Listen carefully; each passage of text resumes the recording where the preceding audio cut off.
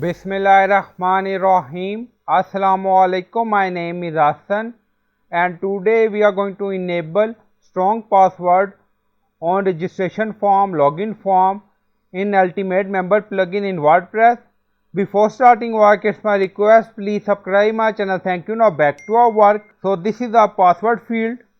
Now go to WordPress dashboard and we are using Ultimate Member plugin and we are in settings.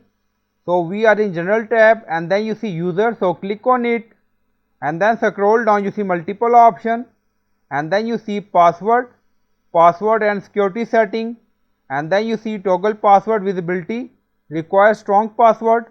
So enable strong password, enable this option to apply strong password rules to all password fields, user registration, password reset, password change and then you see password minimum length 8, maximum length 30. So you can add according to requirement and then click on save changes. So click on it. Now you see setting has been saved successfully. So in this way you can enable strong password in Ultimate Member in WordPress. So I hope you like this video. Please like, comment, share, subscribe. Thank you for watching.